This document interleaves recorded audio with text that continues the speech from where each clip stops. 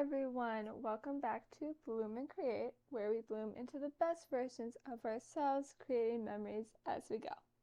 So today's video is going to be about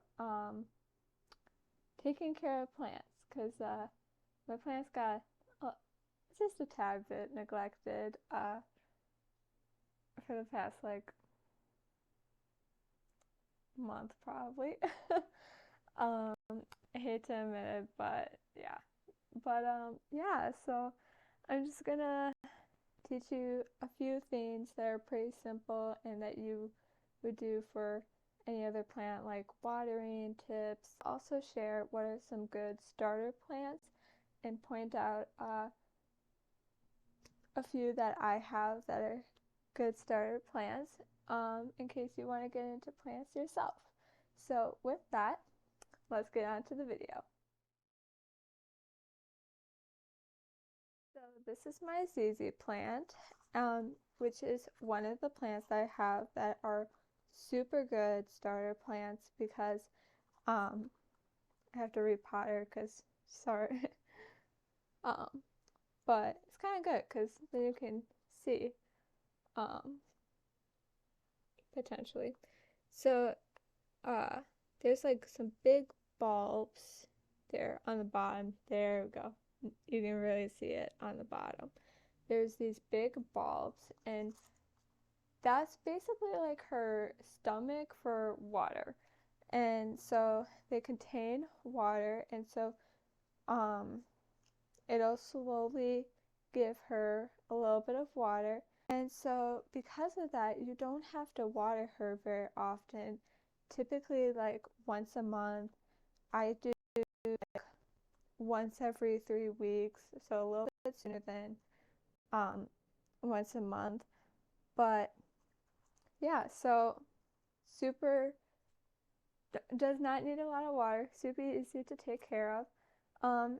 She's very slow growing, but it's worth it. She's cute just like this. But yeah, and then as for lighting, she can survive in low light, but the more light you give, the faster she'll grow.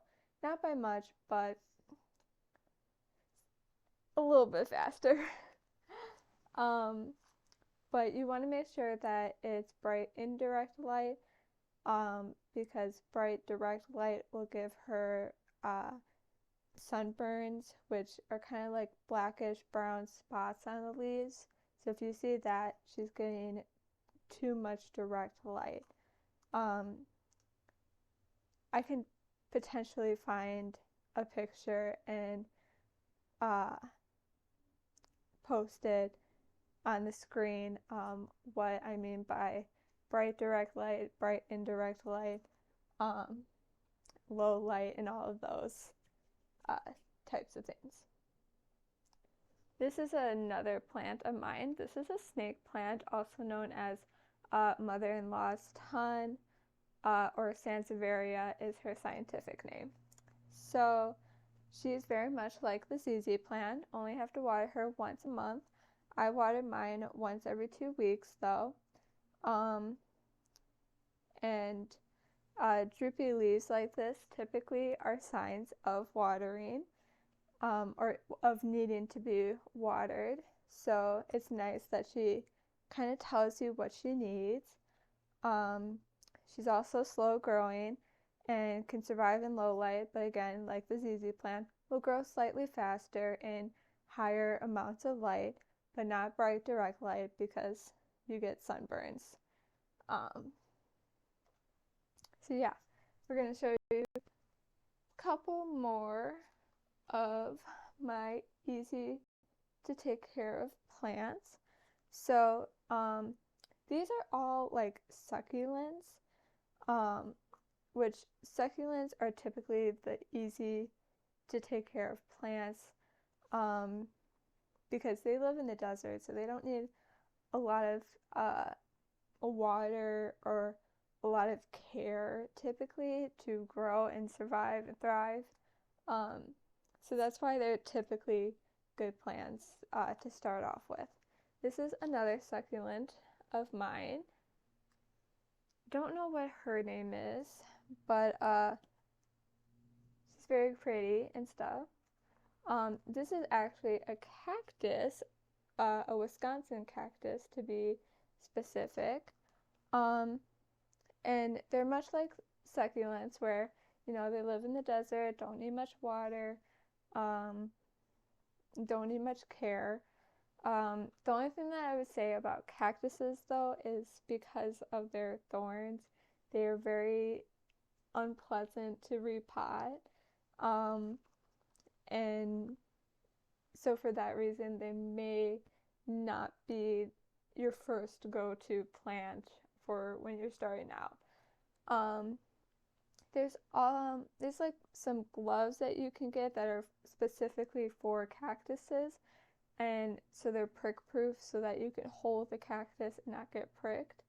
Um, so if you're interested in that, you can definitely purchase that. I've heard that they work out pretty well. Um, so yeah.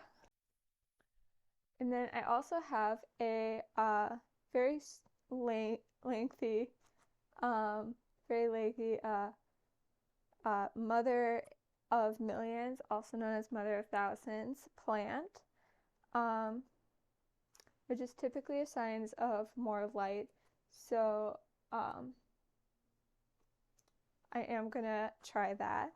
But yeah, so um, and then as you can see, she has curled leaves, which are signs of needing water.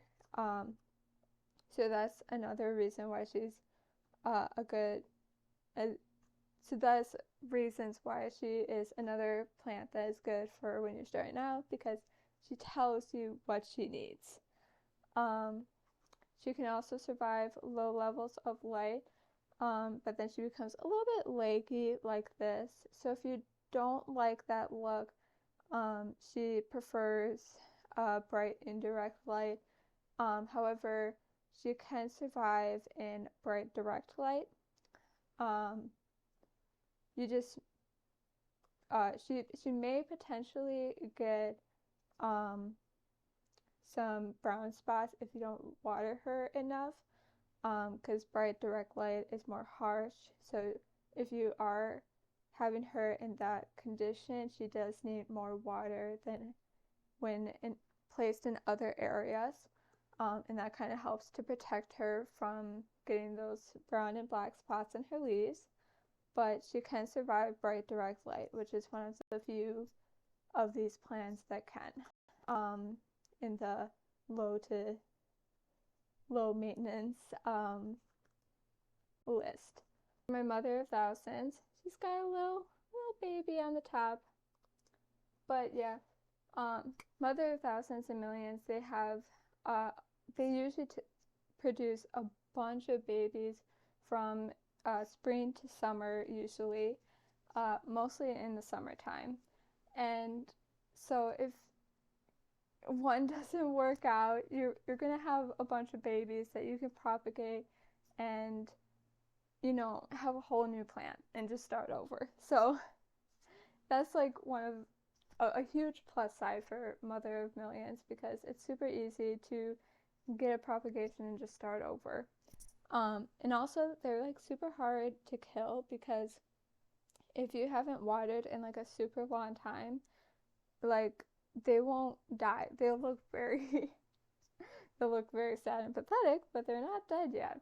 And you just do a little bit of water and increase each watering session, increase the amount of water that you give until you're eventually giving them the same amount of water that you did before they were in this state, and they'll be completely healed. And so it's super cool and very good for first time. um, a plant that I do not have but is also a good starting plant is peace lilies. I do want to get a peace lily eventually in my life. Um, they're very dramatic, so I've heard and stuff. They wilt very easily and quickly when they need water, and that's them telling you that they need water. So when you do, they perk up within like a couple of hours. So although they're dramatic, that is really nice to know, because then, like, plants that tell you what they need are always really good for when you're starting out, because then you don't have to guess, like, okay, why is it doing this? Is it this, and this and stuff? Like, they're typically telltale signs that this is what they're telling you that they need, and so it's easier to take care of them when you see problems that occur. Now that I've told you what are some good plants to take care of, I can also like do an image or put in the description box more plants that are good for if you're starting out, because there's a bunch of them. Like,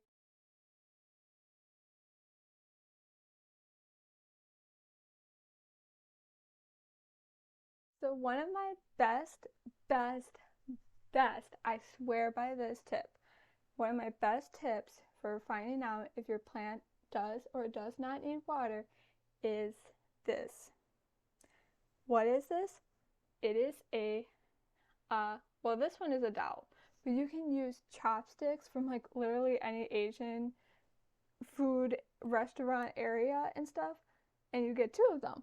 So in the beginning, I used chopsticks, but I do have some dowels now as well. So you take the dowel or the chopstick, poke it into the soil, and when you come out, it should have no dirt. That means that the dirt is dry and that it needs water. Something that is important to note is to not water by schedule, but to water by necessity. And what I mean by that is, a lot of times when people are first taking care of plants, they have a very strict schedule that they water the plants by so that they know to water them.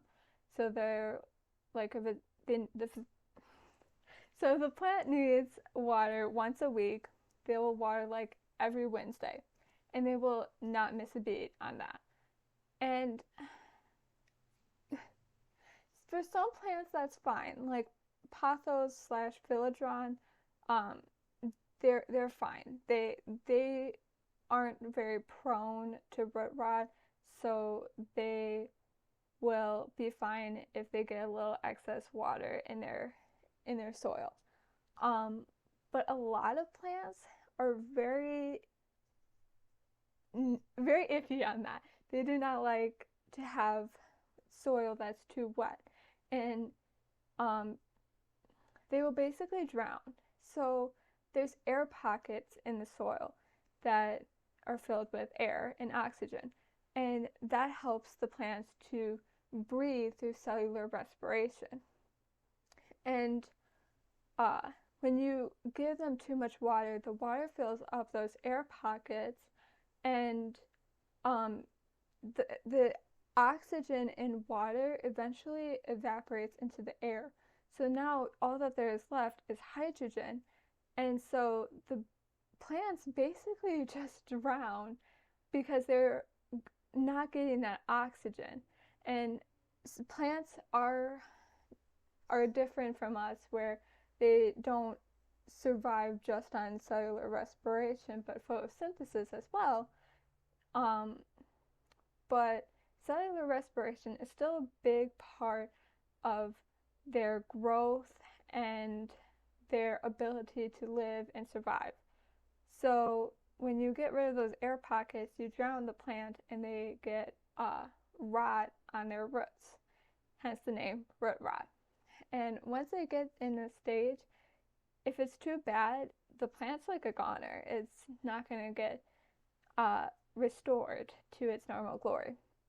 However, if it's not too bad, you can cut off the mushy and super brown bits of the roots and put it in 1 part hydrogen peroxide, 2 part water mixture, and let it sit for like about an hour, and then repot it in new soil. and they can typically get over the shock and grow new healthy roots and be able to survive from that instance. But if it's too far gone, then unfortunately no. So it's very important to use this trick so that you know when to water. And I'm actually going to water one of my plants and dip it back and show you what it looks like when it does not need water. Okay, so same plant, same dowel, and I'm sticking it back into the soil. When I come back out, trying to focus, but as you can see now there's little specks of dirt on the dowel. And so what that means is that the soil is moist, because how this works is water gets on the dowel, water's on the dirt already, and so the dirt clings onto the dowel because water is adhesive to itself. And so you get this phenomenon that tells you that the dirt is it is wet, it's moist, and it does not need water. Once you kind of get more involved with plants, you'll kind of be able to tell without the dowel, but this really helped me when I was first starting to get into plants. Okay, and that concludes today's video. Thank you so much for watching, and I hope you learned a little bit about what plants to get into if you're interested in getting into plants, and learned a little bit about how to take care of plants. I still have so many more tips to share with you guys, so if you are interested and you found this video helpful, go and check those videos out as well. And again, thank you so much for watching this video, and go sprout some seeds and see what your heart grows. Love you everyone. Bye.